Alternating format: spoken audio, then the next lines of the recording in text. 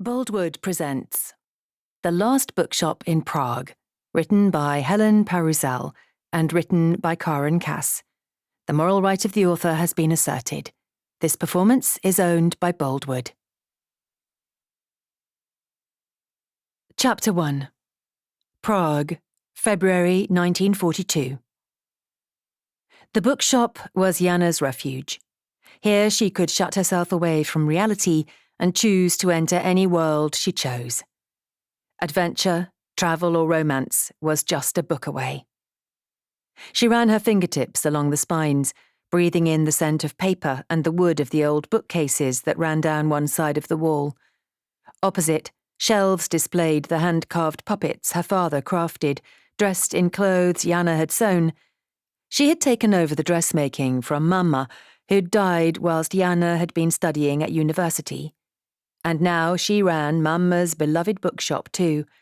The ache from losing her mother 2 years ago was a constant companion. She was alone in the bookshop, except for the small boy who sat on a stool in the children's section at the back. 5-year-old Michal came here after school most afternoons. Jana wasn't sure if his visits were due to his love of books or his desire to escape bullying on the streets. Most probably a mixture of both. She watched his narrow, earnest face bowed over a book, deep in concentration. She moved to the armchair beside him and patted the worn upholstery beside her. "Come, Michal, sit here and read to me." He jumped up eagerly and pressed his skinny body next to her, laying out the large book of Czech myths across his lap. He began to read. His favourite story about Bivoy, the hero who caught a boar by the ears. The change in Michal once he started to read never failed to fascinate Jana.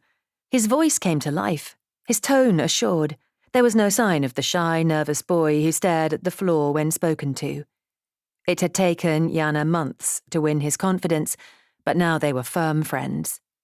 As Michal finished one story and turned the page to start the next, Jana glanced to the front of the shop. It was getting dark. She had lost track of time. "It's time you got off home, Michal. It's late." He nodded, shut the book and handed it to her before shuffling from the chair. He picked up his coat, which he'd thrown over one of the small stools, and huddled into it before making for the door. Jana felt a pull at her heart. He was small for his age, and darkness was sweeping in. "Wait, Michal, I'll walk you home." She grabbed her hat and coat, locked up the shop, and the two of them stepped out into the freezing February evening. Prague had been covered in snow since before Christmas, and the low cloud promised a fresh fall that night. She held his hand as they walked the short distance through icy alleyways towards Yosefov, the Jewish quarter. A group of boys was hanging about on a corner, and as they approached, she sensed Michal stiffen. The boys stared at him and then at Jana. "Are they the ones?" she asked. Michal gave a slight nod. "Ignore them," she said, gripping his hand tighter and marching towards them. She thought about confronting the boys about their bullying, but then was unsure. She wouldn't be with Michal next time he met them and worried she might make things worse for him. She needed to think before she acted, something her mother had told her many times when she was a child. They passed by and a boy called out a jibe, but his words were lost in the wind that whistled down the narrow street. Michal showed her the way to where he lived, a row of worn houses that sat in the gloomy shadows of Gothic buildings on each side. Ahead, a small crowd had gathered. A police car was parked by the curb. The crowd parted, and 2 policemen and an officious-looking man in plain clothes exited a house. Cowering between them was a woman, her coat flapping unbuttoned in the wind. She wore no hat, and her dark hair flew across her face. "Mummy!" said Michal, pulling forwards. Jana gasped and grasped his hand tighter. In that moment, the dark-headed woman spotted her son and shot a terrified glance at Jana, giving a shake of her head before she was bundled into the car. Jana pulled Michal to her, and as the plain-clothed man paused beside the car and surveyed the street, Jana turned away, pulling the small boy back the way they'd come. As he was under the age of 6, he was not yet required to wear the yellow star. and no one paid them any attention. Back at the bookshop, Jana settled Michal in the armchair with a blanket and a mug of hot chocolate. She snuggled next to him. "Where is your father, Michal?" she asked. "I don't know," he said in a small voice. "He didn't come home from work yesterday. Why have the police taken my mama?" "It must be a mistake. Try not to worry." She stroked his head. He had every reason to worry. The roundups had increased in the few weeks since a new German had been appointed in charge of Prague. His name was Reinhard Heydrich, and it was rumoured that the high-ranking SS official intended to rule the city with an iron fist. Jana had no idea if and when Michal's parents would return. What should she do about him? "Do you have any other family?" "A baby brother or sister is coming soon." Oh no. Michal's mother was pregnant. "How wonderful," she said, her voice gentle. "How about a grandma or aunt?" He told her he had an aunt and 2 cousins, but he wasn't exactly sure the way to their home. "We can try and find them tomorrow in daylight. Meanwhile, you can stay with me tonight. We can tuck ourselves up in bed and read till really late. Would you like that?" He gave a slight nod. "Where do you live?" "Upstairs above the bookshop. With my father. You've met him a couple of times." A sudden hammering on the front door of the shop startled them both. The knocks were aggressive, not those of an inquiring customer. Jana took Michal by the hand, putting a finger to her lips, and led him swiftly through a door at the back of the shop and into a small kitchen area. She glanced around, trying to quell her panic. Under the sink hung a curtain which hid an array of cleaning materials. She pushed the things to one side with a sweep of her arm. "Michal, you must be as brave as Bifoy when he caught that boar by his ears," she said, as he helped him crawl under the sink, "but quieter than a mouse." After closing the curtain, she moved to the front of the shop where the door was still shaking from the pounding fists. She put on her most indignant expression and undid the bolt. 2 grim-faced Czech policemen faced her. "How can I help you, gentlemen?" "What took you so long?" said the one with the moustache. "I'm here alone, and a lady must use the cloakroom at times." "May we look around?" said the other, a young, clean-shaven one. "Anything in particular?" said Jana, allowing them in and indicating the bookshelves. "Fiction or non-fiction?" Moustache was unamused. "We're not interested in books. We're searching for a Jewish boy, and a pedestrian reported seeing a young child enter your bookshop earlier." "That's not unusual. We stock a wide selection of children's books." "It's one particular child we're looking for," said the clean-shaven one. The men pushed past her and strode to the back of the shop. There were 2 doors. One led to the backyard, the other to the kitchen and toilet. Jana held her breath. Moustache strode out into the yard, clean-shaven, towards the kitchen. What a terrible hiding place she'd chosen for Michal. But where else was there? How she hated these Czech police, betraying their own people and working alongside their Nazi occupiers. Her heart raced as she waited for the young, arrogant policeman to haul Michal from hiding and march him away. Where would he be sent? To the Terezín concentration camp, on the outskirts of Prague, most likely. The men, grim-faced, returned to the shop. "No sign of him in the yard, Captain Covert," barked Moustache. "Nothing out back," said Clean-Shaven. "We should check the apartment upstairs," growled Moustache. "Let's be quick," said Clean-Shaven, checking his watch. "Our shift ends shortly." Jana guided the men out of the shop and through the entrance next door that led up to the apartment she shared with her father. She then had to endure the policeman stomping through her home. She bristled as Moustache opened her wardrobe and peered at her clothes. At least they were quick, losing interest, eager to get home. Once they had left, she rushed down to the bookshop, into the kitchen, and tore back the curtain. Michal stared at her, his wide brown eyes filled with terror. Pulling him into her arms, Jana made soothing noises, assuring him he'd be safe now. A short time later, she was in the apartment, stirring soup on the stove, whilst Michal read at the kitchen table. Her father would return soon from the puppet theatre performance he was giving at a nearby school. She'd have to explain the presence of Michal. Harbouring the Jewish child could put them all in prison. When the key turned in the lock, she moved straight to the door to greet her father with a kiss on the cheek. "Papa, we have a visitor." She watched his expression as he looked across at Michal, recognising him from the bookshop, but surprised to see him in their home. He'd already told Jana of his concern about the recent legislation stating that Jews were not allowed in Aryan shops. How would he react? He shot a look of surprise at Jana, then, assessing the situation, composed himself quickly. He put down his suitcase full of puppets, joined Michal at the table, and began to chat about the book he was reading. Later, in her bedroom, Jana dug out a pair of her childhood pyjamas from the back of a drawer and gave them to Michal. They were too big, and he looked forlorn in the long sleeves and trouser legs that trailed on the floor. He was silent as she knelt down and rolled the pyjamas up and then tucked him up in her bed. She sat beside him, stroking his head. "Sleep now, Michal, and I'll come and join you in a little while." His eyes were glassy with tears as he spoke. "Will Mama and Papa be home soon?" Her breath caught as she struggled to find the right words, but there were no right words.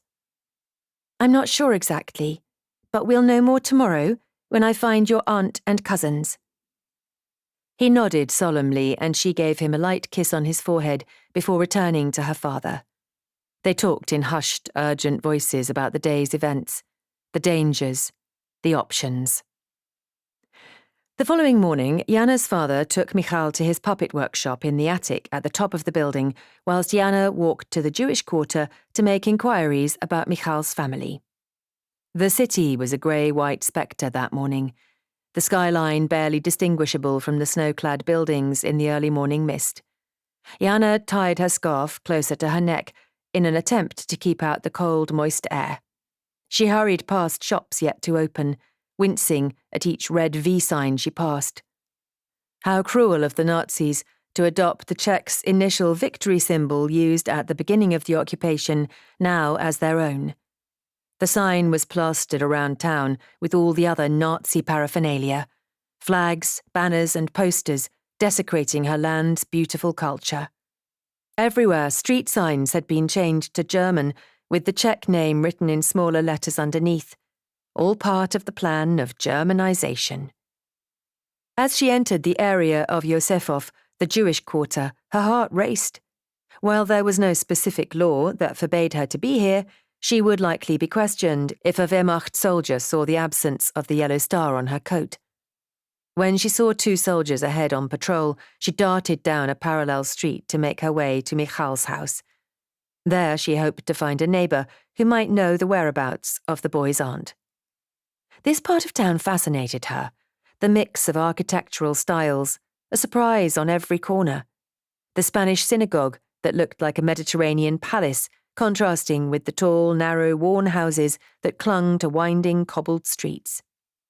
Many shops were boarded up and closed, and those that were open displayed a sad choice of wares. She passed 2 bearded men clad in long black coats, their heads bowed together in contemplative conversation. 2 red-cheeked girls ran in front of her playing catch, looking like any other children in Prague, except for the stars stitched to the sleeves of their coats. She neared the area where Michal's family lived, and as she checked for traffic to cross a side street, she froze. A long row of people lined the curb, each with a solitary suitcase. It took a moment for Jana to realise why their figures were bulky and misshapen. Each person was wearing layers of clothes, coats over jackets, women with several headscarves covering their head, children clad in woolen hats, multiple scarves wound around their necks. The group was quiet and sombre.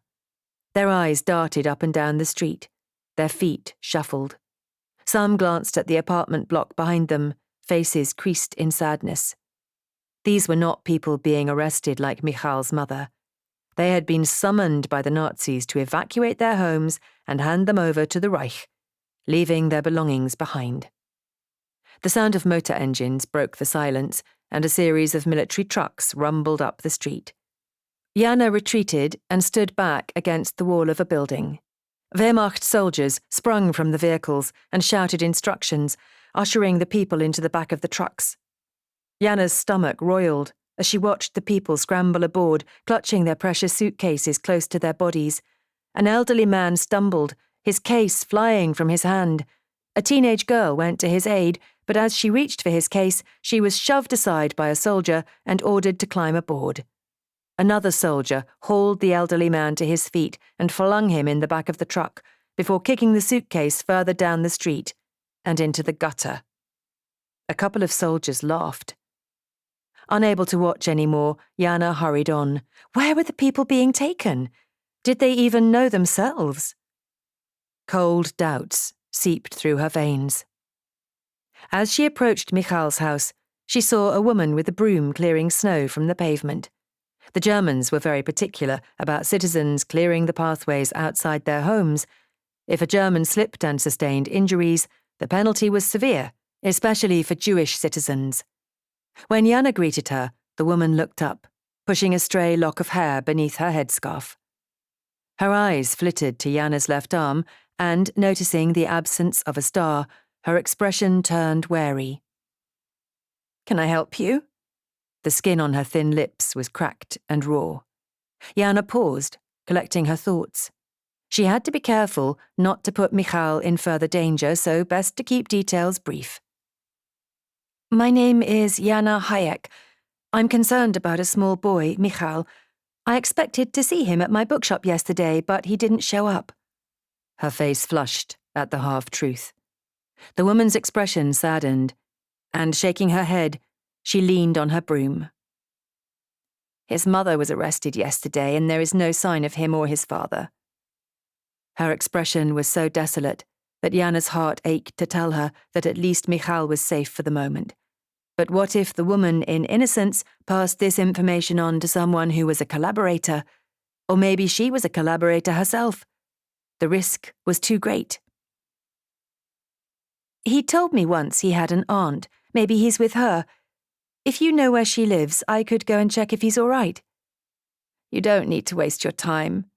I heard she and her family are being taken in the roundup this morning," she said, choking back a sob. "It won't be long before it's my turn." Jana swallowed hard, not knowing what to say. "Why are you here exactly?" asked the woman, frowning. "Like I said, I'm concerned for Michal." "Really? Isn't concern for Jews verboten?" Bitterness tinged her words. Jana bit her lip. The woman sighed. "I must get on now." Then she continued to sweep, signalling the conversation was over. Jana made her way back home, her heart heavy. Michal had no family he could turn to now.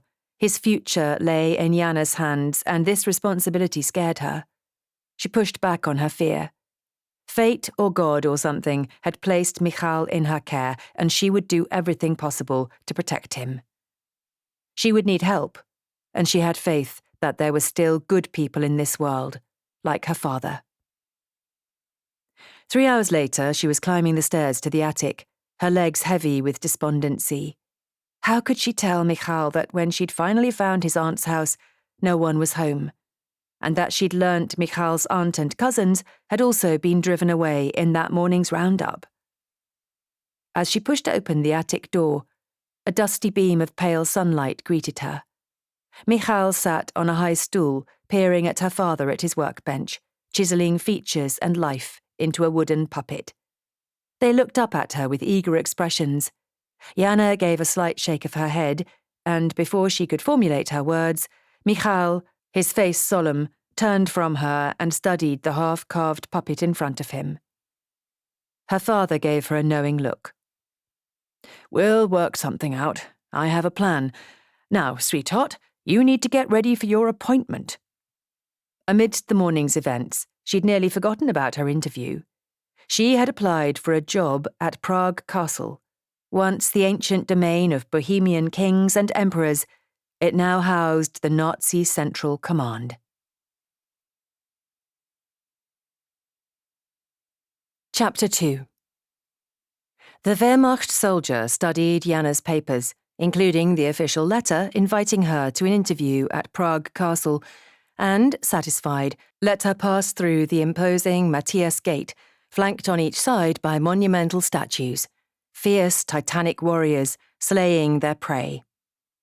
Snowflakes fell from a bleak sky as she entered the first courtyard, surrounded by various buildings constructed in differing architectural styles: Baroque, Gothic, and Renaissance. Prague Castle was not one building, but a vast complex of palaces, churches, and monuments that had grown over 1,000 years, hosting emperors, kings, and presidents. And now, the Nazi occupiers. Jana's best friend from school, Lenka, had recommended her to take over her job at the castle now that Lenka was pregnant. The thought that her friend was to become a mother gave Jana a warm glow in her chest, despite the freezing wind that whipped around the courtyard.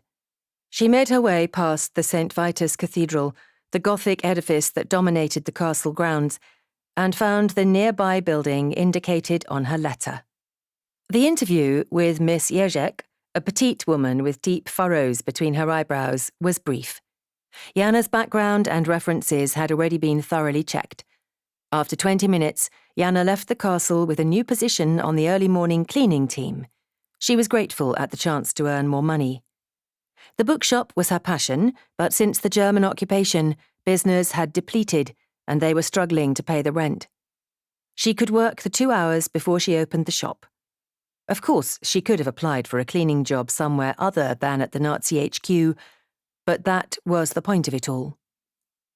Thin, icy snowflakes fell on her cheeks as she wound down the steep Nerodova street that ran from Prague Castle to the Charles Bridge below, once the royal way where the coronation parades had passed. She glanced at the elegant Baroque houses with their intricate house signs that told a story of the families who had lived there. Her favourite was the placard decorated with 3 violins representing generations of musicians. Shops, too, clung to the hillside, and she sighed as she noticed a second-hand bookshop had closed. It was no wonder. The list of banned books grew daily. As she approached her own bookshop, she saw a bundled-up figure peering through the shop window. Lenka. "What are you doing out here, in the freezing cold?" called Jana as she neared. "I wanted to know how you got on at the castle. No one is answering the door of your apartment," Lenka said through chattering teeth. Jana thought of Michal hiding up in the attic amongst the puppets. Her father would be ignoring callers. "Let's get you inside and warmed up," Jana said, retrieving the keys from her handbag and opening the shop door. Once inside, Jana settled Lenka in the armchair where she had sat yesterday with Michal and went out to the small kitchen to make Lenka a hot cup of chicory coffee. There had been no real coffee for years. When she returned, Lenka was leaning back against the chair, her coat unbuttoned and her hands resting on her swollen stomach. She looked so vulnerable, Jana thought, as she pulled up a stool. "I'm pleased you're stopping work next month," Jana said. "And the good news is, I'm taking over." She grinned, excitement tinged with fear sparking inside her at the opportunities ahead. Lenka sat up and clapped her hands. "I knew our plan would work and you'd get the job." "You must think of yourself and your baby now," Jana said. "Let me take over. And don't you worry, I'll keep an eye on Reinhard Heydrich, Reichsprotector of Bohemia and Moravia." Her voice was tinged with derision when she said his title. Lenka's eyes clouded. "I miss the time when we were Czechoslovakia." "Me too." Jana's voice tightened. "And when we weren't under the tyranny of a man who's nicknamed the Butcher of Prague." "You must be extremely cautious," Lenka said, taking Jana's hand. "Heydrich is a cruel, dangerous man, determined to stamp out any resistance to the occupation." Jana nodded. They were silent for a moment, then waving her hand around the shop, she said, "What do you see?" "Books?" Lenka leaned her head to one side. "Only remnants of what my mother stocked on these shelves. Most of the international literature you and I studied at university has been banned and handed over to the Nazis. Jana's voice caught. And now I'm forced to sell German authors that tell of the glory and honour of fighting for the Vaterland. She cringed as she looked towards the window front, where she had been ordered to hang a swastika. Mama would be devastated if she knew what was happening to her beloved bookshop. To books. To words. Jana fought back her wistfulness and squared her shoulders. You've been so brave, Lenka, but now it's my turn to fight back. I've been so wrapped up in my grief over Mama, I've become a passive bystander. Taking over from you will give me a new purpose, one Mama would approve of. Tell me what I need to know. After Lenka had left, Jana took some time to gather her thoughts before going upstairs to see Michal and her father. She moved around the bookshop, touching and straightening things. The depleted selection of second-hand books, the display of writing paper fanned out on a table, and the bookmarks lying next to the cash register. She'd crafted the bookmarks herself out of cardboard and remnants of fabric left from the puppet clothes. Sadness washed over her as she recalled her 6-year-old self, sitting at the kitchen table making bookmarks with her mother as Christmas presents. Had her relationship with her mother been so close because she was an only child? Still reminiscing, she moved to the front of the shop. Her jaw clenched as her eyes swept over the German books lining the shelves and decorating the front window. "Oh, Mama," she whispered to herself. "It's better you're not here to witness this all. You put so much of yourself into your choice of books to sell. You'd be horrified." She shook her head to halt the downward spiral of her thoughts. It was better to be angry and channel that anger to good use. She put her "back soon" sign on the door and went outside, glancing up at the sign above. At least they'd been allowed to keep the family name of the shop, Hayek. She locked the front door before letting herself into the apartment entrance a few steps away. Michal was gazing in awe as her father expertly worked the strings of the marionette. The puppet was Hurvinek, the playful young boy with a shock of red hair. Her father recited lines from a recent comedy he'd performed at the Children's Theatre, speaking in a high-pitched voice. Michal almost smiled, but Jana's entrance broke the spell, and his eyes turned dull as he returned to reality. "I got the job, Papa," she said, kissing her father's cheek. He didn't know there was another reason she'd applied, other than the need for extra income. She ruffled Michal's hair. "Has my father been behaving himself?" she smiled. Michal gave an earnest nod. "And the puppets?" Another nod. "They can be an unruly bunch." She pointed to a wooden chest in the corner. "In the box over there are some half-finished ones I attempted as a child. They are quite bad, I'm afraid. Shall we sort through and choose which are the best and which are the worst?" Papa chuckled, a warm sound full of memories. Then his expression saddened, and Jana knew he was thinking of her mother.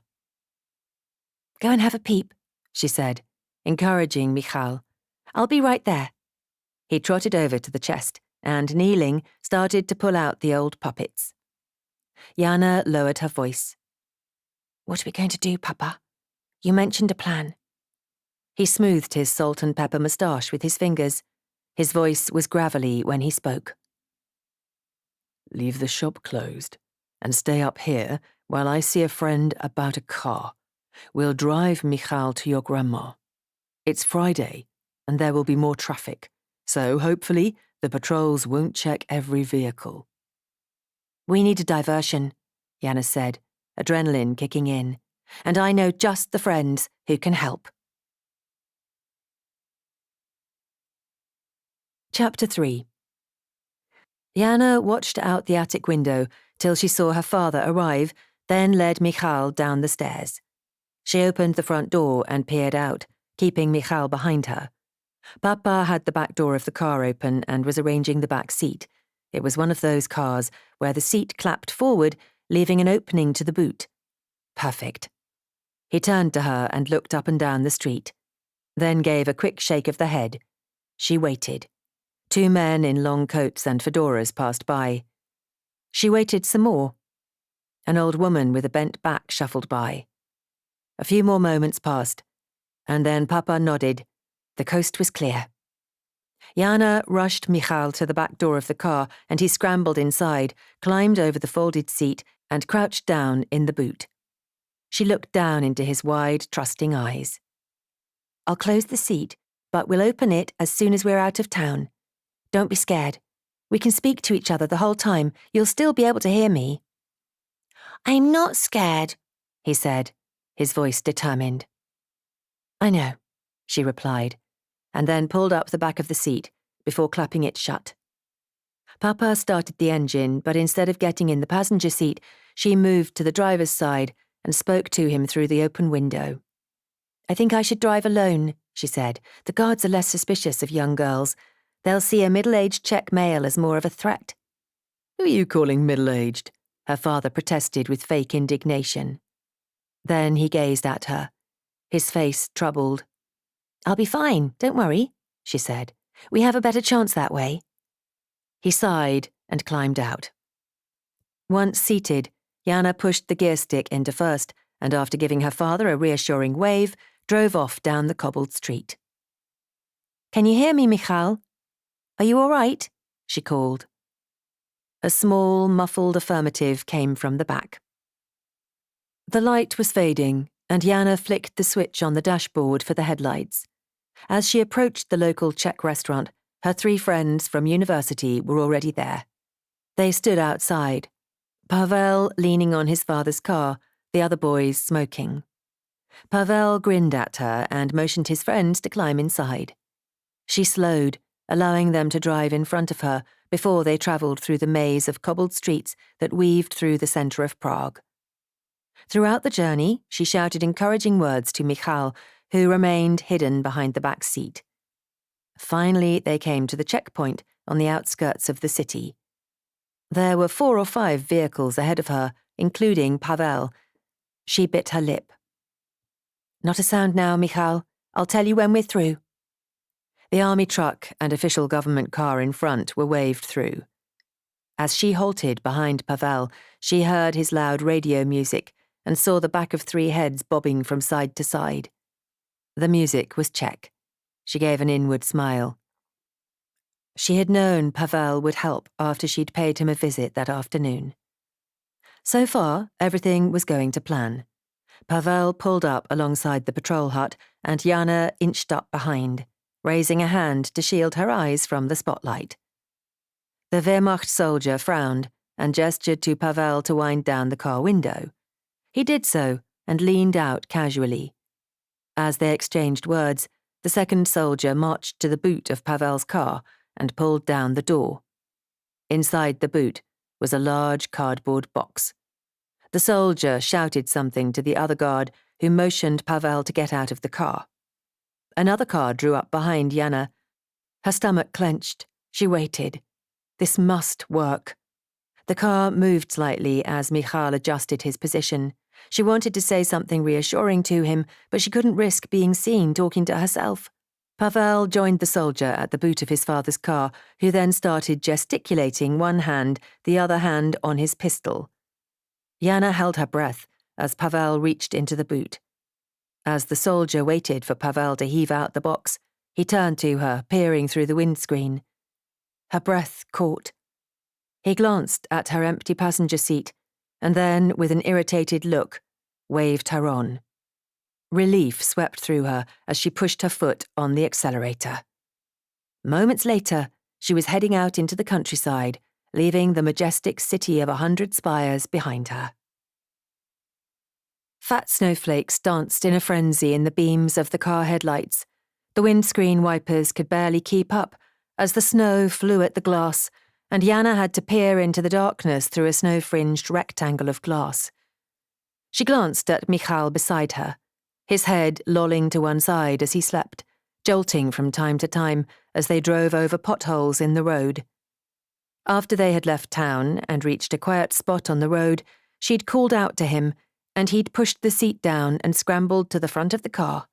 She hadn't even needed to halt. She checked the petrol gauge. The tank was half full.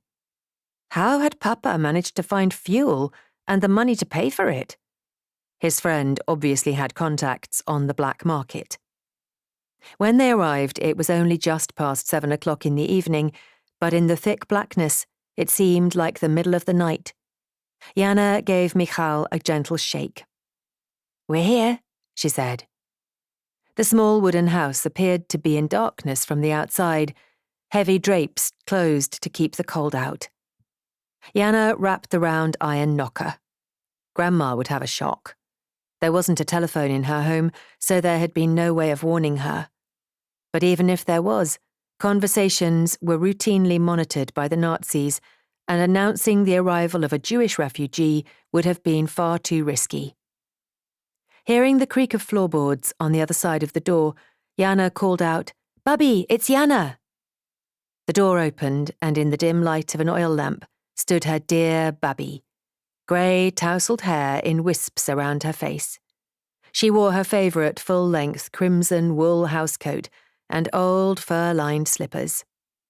She looked at Jana and her young companion with an expression of shock mixed with pleasure and ushered them in. "Jana, I wish I'd known. I would have baked or cooked. Don't worry, Bubby. Everything happened so fast." They sat in front of the small open fire. The few pieces of coal that lay there would not burn for long. Bubby usually went to bed early to conserve fuel and buried herself under layers of blankets. "And who is this handsome young man you've brought to visit me?"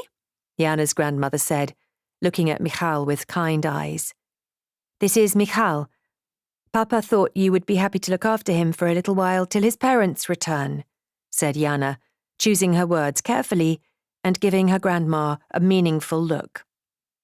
"How wonderful," she said, clapping her hands. "I love company." Then she busied herself in the kitchen, rustling up some supper with her meagre provisions. Jana added the day-old bread that she'd brought from home. It never ceased to amaze her how young and fit her grandma was. When Jana thought of the typical grandma, as portrayed in most stories she'd read, she always thought how her Bubby was nothing like them. She had been only 19 when she had given birth to her first child, and at 67 was not really old. They put Michal to bed in the room where her father had slept as a boy, a room he'd shared with his elder brother, who sadly had died in the Great War. Once Michal was asleep, Jana told her grandmother the full story of their escape from Prague. When she came to the part about the guard ordering Pavel to pull the box out of the car, she paused, biting her lip. "What was in the box?" asked Bubby. "Just old clothes. The box was meant purely as a distraction," Jana replied. "I hope Pavel won't get into trouble." "Had the boys been drinking?" "No, they were just singing along to the radio, that's all." "Well, it's hardly against the law to drive old clothes around and have a bit of a sing-song." Jana gave a wry smile. "So long as you're not singing the Czech national anthem." Bubby nodded and gazed into the dying embers of the fire. "Michal will be safe here with me," she said. "The Nazis won't bother with an old woman living out in the country." "You're not old," Jana smiled. "I can pretend to be," she said, with a twinkle in her eyes. "You must be careful. If anyone comes knocking, send Michal straight up to the attic. I don't like putting you in danger." "Don't you worry about me." She gave a mischievous grin. "I like a bit of adventure." She tapped the side of her head with her forefinger. "And I'm sharp." Once the fire was out, they turned in for the night, Jana climbing into the spare bed beside Michal where her uncle had slept as a small boy. Hearing Michal's gentle breathing, Jana's mind drifted back to her happy childhood, filled with the magic of her mother's books and their stories performed by her father. Her parents had built a small puppet theatre at home, and Jana had been proud to bring her excited friends to watch plays. Papa had been taught by his father. The heritage of puppetry stretched back generations. Tomorrow she would show Michal her grandpa's workshop at the back of the house. Although Grandpa had died 8 years ago, Bubby had not touched the workshop since.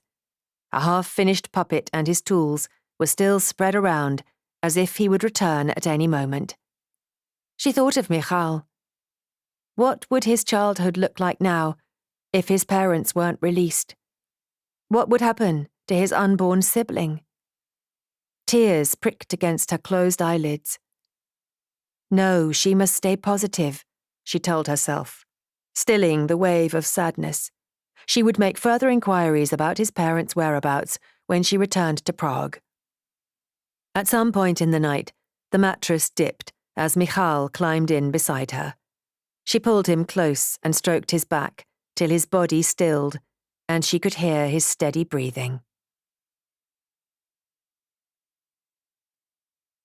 Chapter 4. 7 tiny stools stood in a circle. Jana pulled up a taller one for herself and placed the Czech Book of Fairy Tales on top. She was ready to receive her little guests, who came every Saturday morning to listen to her read aloud. The older children escorted their younger siblings, or mothers brought their small children, browsing around the bookshop whilst Jana entertained their children. The women were particularly interested in the second-hand books. They had little money to spare. Last week, one of the mothers, Carolina, had been turning over an old copy of Pride and Prejudice in her hands.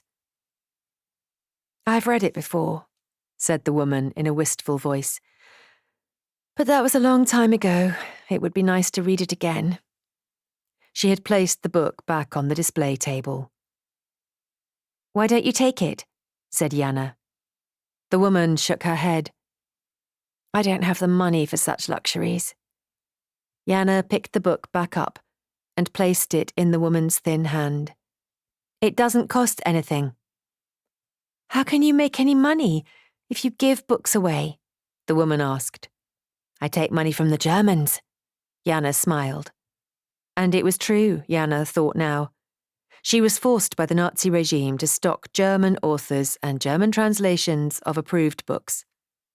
The only way to pay the rent on the bookshop was to sell to the Wehrmacht and other German officials who'd become her customers. She burned with resentment every time she served them, but she had to be practical. Losing the bookshop her mother had so lovingly built up was not an option. Her hand went to the locket at her neck, a gold book that opened up to reveal a wedding photograph of her parents. It had been an anniversary gift to her mother from her father, and it was the most precious thing she owned. The door of the shop opened and a flurry of snowflakes tumbled in with the first of the children. They darted excitedly through the narrow shop to the back, where the room opened out, and sped around the stools playing catch. The noise level raised several decibels. Jana would allow them a few minutes to expend some energy before she called for them to sit down. The door opened again, and Carolina appeared with her 3-year-old daughter. She ushered her to join the other children, then turned to Jana and opened her handbag. She held out the Pride and Prejudice book. "I enjoyed this so much. Thank you. I'm returning it so someone else can read it." The spark of an idea formed in Jana's mind. Why didn't she lend all the mothers her second-hand books and ask them to return them when finished? A book exchange. She told Carolina about her idea. "I think that would be wonderful. Of course, there is the library, but it's stacked with German books now they've made German the official language in Prague, and the place is always full of Germans. Anyway, it's cozier here. I could hold a regular exchange day, just for our little community," said Jana, enthusiasm swelling. "We don't have extra copies of a title to hold a book club, but everyone can give an introduction to the book they've just read before passing it on." "I could spread the word amongst the other mothers," said Carolina, enthusiastically. "I'm sure they'd be interested." Jana went to join the children, her mind full of ideas. She would form a club, a book exchange club. Jana was tidying up after the children had left when she felt a gust of cold wind. She looked towards the door. She recognized the man. It was the young, clean-shaven police officer who had searched the shop and apartment whilst Michal was hiding behind the curtain in the kitchen. His colleague had called him Captain Covert. She bristled, deliberately continuing to shelve the books. She was much calmer than the last time he was here and didn't jump to attention. He greeted her. In German. Her head shot up. I believe we are both Czechs, are we not? She said pointedly. Her German was good, but she refused to speak it with another Czech, even if he was from the fascist police. He gave a curt nod. She looked at his face more closely than the last time he was here. He had wide, prominent cheekbones, sharp, like the chiselled features of one of her father's marionettes. And that's what he was, a marionette whose strings were pulled by the Nazis, a being as wooden and hard as— I waited till the children had left. I didn't wish to alarm them, he said, mimicking that stiff way the Germans spoke, but at least he had continued the conversation in Czech. Most kind of you, she replied in a clipped voice. Annoyance flickered across his face. I have come with a warning. That got her attention. She squashed the fear that sprung up, angry at herself for becoming afraid so easily. She swallowed the lump in her throat. Did this involve Michal in some way? Or was it something to do with her new job at the castle, which she was starting next month? Or Lenka? Did they suspect her friend in any way? Lenka was extra vulnerable now that a baby was on the way. There will be an updated list of banned books issued tomorrow, and I wish to remind you to be extra vigilant when checking your stock. What stock? The regulations had already left little behind. She would have laughed out loud if the censorship had not been so terrifying. As you see, officer, there is not that much stock to check. Nevertheless, and of course your second-hand books too. He looked across at the pile on the round table, her new book exchange table. Hopefully she wouldn't have to hand any more of those over to the authorities. You should be aware, he continued, there will be random checks by the authorities. She'd got the message. Why couldn't he just leave? Was he trying to scare her? I have nothing to hide, she said. He gave her a strange look, then nodded and turned to leave. As he walked past the shelves of German books at the front of the shop, he paused to study the titles on the spines. Seemingly satisfied, he opened the door and left. Arrogant traitor, Jana muttered under her breath as she went to the cash register to count the cash. It didn't take her long. Later that afternoon, Lenka arrived at the bookshop, pale and unsteady on her feet.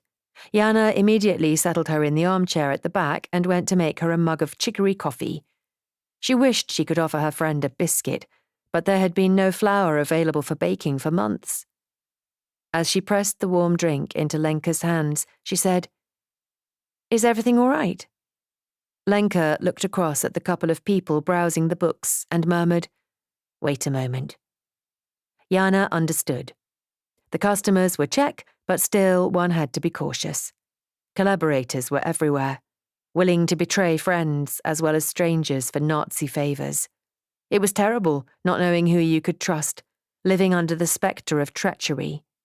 Jana sat on a stool beside Lenka, talking about inconsequential things till the shop emptied. What's the matter, Lenka? You look strained. I have to stop work now instead of next month. I was bleeding slightly yesterday. Oh, no! Jana reached out her hand. The baby is fine, said Lenka, but the doctor said I should rest as much as possible. Can you take over at the castle? Of course. I can start later this week. That would give her time to visit her grandma and see how Michal was getting on. There are things you need to know. How the transfer of information will work. Lenka's tone was solemn. Jana sat up straight and held her breath in expectation. There are several of us who work at the castle and collect information for the resistance. I don't know who the others are exactly, but I have my suspicions. Anyway, a contact will approach you soon and advise you which Nazis they want you to keep an eye on. All the SS top brass who run Prague have a desk at the castle. I'm ready to play my part, said Jana, her voice earnest, her fingers playing with her gold locket.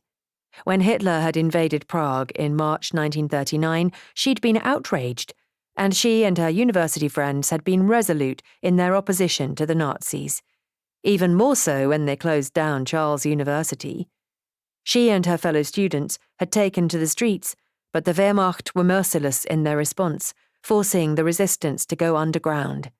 Jana and Lenka had joined a group along with Pavel and his friends, but the death of Jana's mother changed everything. After that, there was room for only one thing in her life: grief.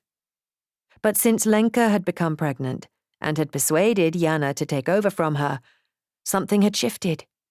Jana wanted to be active again, and now she was even more resolute since she'd personally witnessed Michal's mother being wrenched from her home. Now she listened to her friend intently as she spoke about contacts and passwords, eager to step up to the challenge. Lenka sipped her coffee and, placing a hand on her rounded belly, said, "You must be alert at all times, Jana. Don't trust anyone, and don't underestimate the enemy, and I don't just mean the Germans, there are plenty of fascist Czechs too." "I know." Jana thought of the Czech policeman in her shop that morning, Captain Kovar. She had a feeling he would be back. The skin at the back of her neck prickled. Chapter 5. Pavel was waiting for her outside the Café Slava, his hands deep in his pockets and his scarf wrapped around the lower part of his face. She'd told him countless times to meet her inside if he arrived first, but that wasn't his style. He preferred to accompany her when she entered. His eyes lit up as she approached, and they hurried inside out of the biting wind. The interior was Art Deco style, with huge mirrors on one wall, reflecting the view through the large windows opposite. The ancient Prague castle and St. Vitus Cathedral towering above the icy grey Vltava River. They sat themselves down at a round marble-top table and peeled off their outer garments, which they draped over the back of their chairs. Pavel grinned at her, revealing the familiar dimple in his left cheek and chipped front tooth. Jana felt a rush of affection for her friend. He was one of the crowd from university. They had only been able to study for 1 year before the Nazis marched into Prague and closed down Charles University. One day, a large group of students protested in Wenceslas Square, including Pavel's elder sister.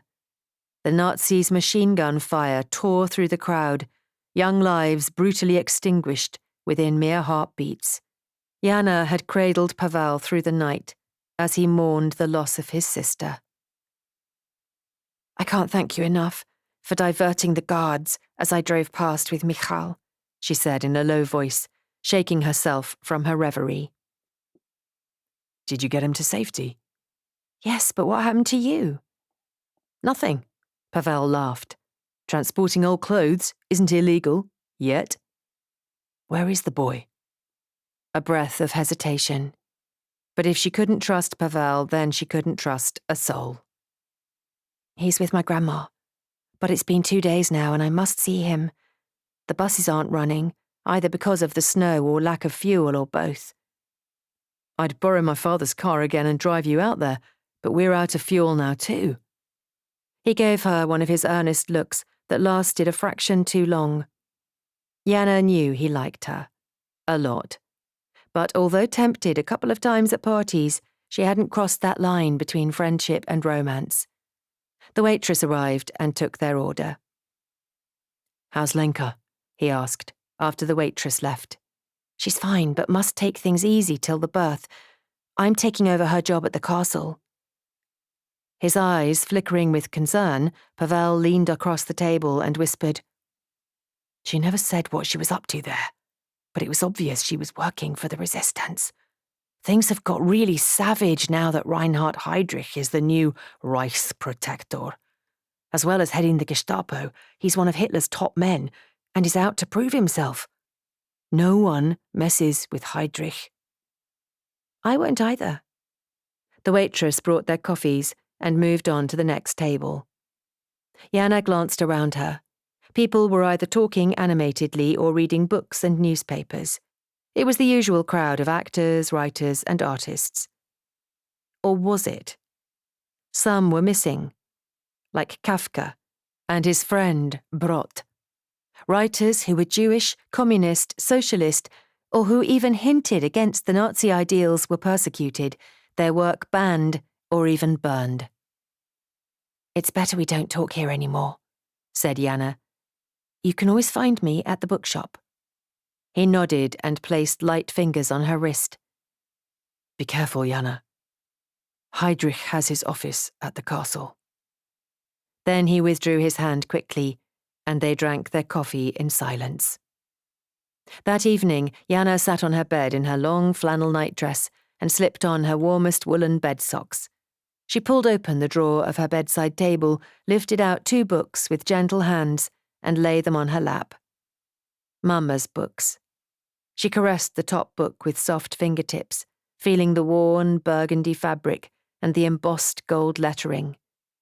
The book, Little Women, had transported her and Mama many times to Massachusetts in the 1840s and into the life of headstrong Jo and her sisters. She placed the book on the bed beside her and gazed at the other that lay on her lap. Now her throat ached with unshed tears. She held the book covered in dark green cloth to her chest. Jane Eyre, the emotional, personal story, had become a talking point between her and Mama for years. It had been her mother's favourite book, and Jana's too. Her eyes moistened as memories of Mama swallowed her up and swirled in her brain till she was dizzy with love and sadness. Tears fell, which she quickly wiped away with the sleeve of her nightdress, not wanting to dampen the books. She popped Little Women back in the drawer, and opening Jane Eyre, she removed the photograph she used as a bookmark. She gazed at the image. Mama posed in front of the majestic, domed Frauenkirche in Dresden, wearing an ankle-length skirt and a high-necked blouse. Her mother peered up at the camera from beneath a straw boater, a shy smile playing on her full lips. She looked so young and beautiful, barely 17. Papa had taken the photograph on an outing to the city. The young couple had been so in love, and Papa had drawn a row of hearts on the back of the photograph he had taken. Jana sighed, crawled under the covers, and began to read, the familiar words bringing her comfort. As far as she knew, these 2 books had not yet been banned, but others from Mama's collection were. Not able to bear handing them to the Nazis to be destroyed, she had hidden them away somewhere safe. The following morning, a sour-faced official entered the shop and presented Jana with a list of newly banned books. She was to search through her stock and bring any of the offending works to the town hall within 2 days. He left, his boots leaving clumps of dirty snow across the wooden floor. She fetched a cloth and was on her hands and knees mopping up the dirt when the door opened again and 2 men entered. One wearing a wide-brimmed hat and full-length black leather coat, the other the uniform of a police officer. She sat back on her haunches, momentarily paralysed. The leather-coated man was Gestapo, and the policeman was the young one with the high cheekbones, Covert. He'd only been here 2 days ago with his warning of a new banned book list, and here he was again, and he'd brought the Gestapo with him. Bitter dislike tainted her tongue. She got to her feet, fighting her instinct to frown, instead pinning a polite wooden smile to her face, like one of Papa's marionettes. "How can I help, gentlemen?" she said, averting her gaze from the increasingly annoying policeman. The Gestapo man spoke, his voice a quiet rasp. "Just a routine check on banned books." "But I've only just received the list and haven't even started to sort through." "Nevertheless." His leather coat flicked her hip as he passed by. She cringed at the touch, her mouth dry as she watched him approach the bookshelves. The young policeman, Covert, turned his attention similarly to the books. "Don't panic," she told herself. She had been meticulous in her last check, handing most of the banned books to the authorities, except for the couple she'd hidden away. Surely there couldn't be any more forbidden editions on her sparse shelves. On the other hand, the list she'd glanced at briefly this morning had been a long one. The Gestapo man moved to the second-hand book table whilst the policeman studied the classics section, pausing at the Shakespeare shelf. Jana waited, her feelings of uneasiness mixing with resentment. Checking his watch, the leather-coated man let out an exasperated sigh. I have to leave. I'm to assist with an interview. You carry on here, Captain Kovar. Yes, sir.